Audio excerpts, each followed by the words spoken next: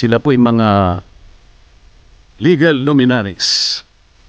Tingin ko po sa kanila, yung iba ay legal mercenaries, Mr. President. With all due respect to the word. May pagkakatulad po silang lahat eh. Una, lahat po sila hindi nila binasa ng kumpleto yung rules of procedures ng impeachment proceedings sa House of Representatives. Sapagkat kung binasa po nila yon, malamang hindi po ganun ang kanilang ibinubulo. Kinoong Pangulo, noong ang ating Panginoong Diyos ay nilalang po niya yung unang 2 tao, pinagsabihan niya rin po meron siyang isang sinabi sa kanila na para na rin po sa kanilang kapakanan. Ang sabi po niya, kayong dalawa, lahat ng nakikita ninyo na bunga ng halamanan sa inyong paligid at lahat ng mga hayop na nakikita nyo na gumagala riyan, pwede ninyo kainin para sa inyo lahat yan. Ngunit yung natatangi na puno na nandiyon sa gitna, ay huwag ninyong gagalawin.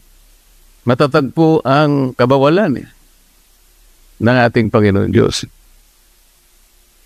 Kaya lang po, mayroon pong isang ahas na biglang nakialam. Sabi niya dun sa babae, sinabi ba ikaw ng Panginoon Diyos na pagka kumain kayo dyan sa bunga nung nasa gitna na yun, ay kayo mamamatay? Oo, sabi ng babae. Ay, hindi totoo yun. Ang totoo niyan, pagka kumain kayo dyan, mas lalo kayong tatalino. Ito naman si babae, Mr. President. Nakinig. At nung makinig siya, pinuntahan pa niya yung asawa niya. Yun po yung kauna-unahang under desire po, Mr. President. Napakain din po yung asawa. Ano po ang ibig ko sabihin? Bakit ko po nilalahad ng pangyayaring ito? Meron na pong kapasyahan eh.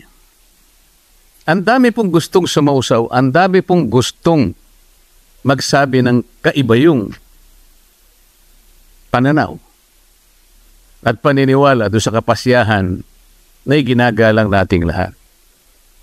Ang ibig ko po sanang sabihin, magpakaingat-ingat naman tayo kung sino-sino na lang ang nagpapayo sa atin. Kung mapapansin po ninyo ang karamihan ng nagpapayo na yan, may pagkakatulad po silang lahat eh.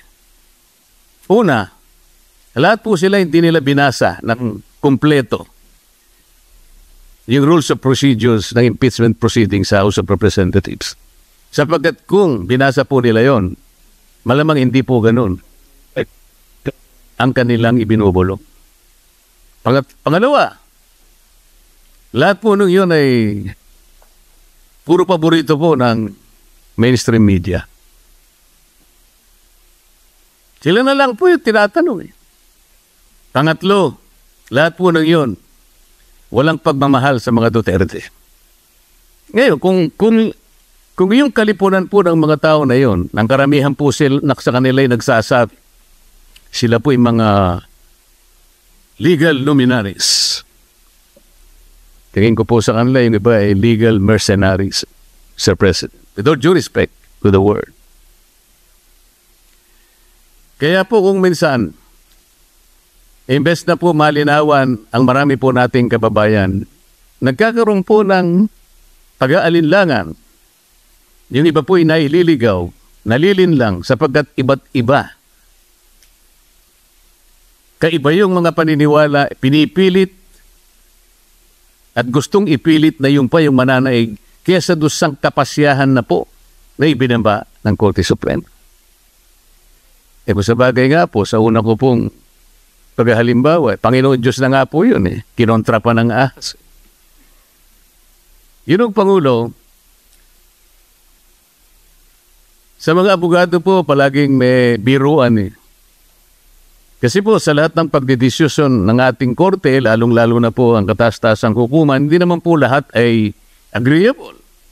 Merong partidong aggrieved siya, merong partidong masaya siya. Ngunit, sa katapos-tapusan eh, wala po tayong magagawa kundi tanggapin ang kapasyahan Minsan po sinasabi nga natin kahit pabiro, alam mo ninyo basta desisyon ng Korte Suprema ay nagiging bahagi ng ating mga batas, maliman o tama. Yun po ay nasa Article 8 Civil Code na binanggit na po kanina ni Senator Bato. Na sinasabi po, judicial decisions applying or interpreting the laws on the Constitution shall form part of the legal system of the Philippines. Wala na po tayo magagawa doon. Batas na po yun eh. Sa akin pong naunang talumpati kanina, Ginoong Pangulo, hindi ko na po ulitin. I will just request that my entire speech, Mr. President, be incorporated by way of preference to be included in this explanation and my voting yes for my own motion. Thank you very much, Mr. President. Thank you, Senator Marcoleta.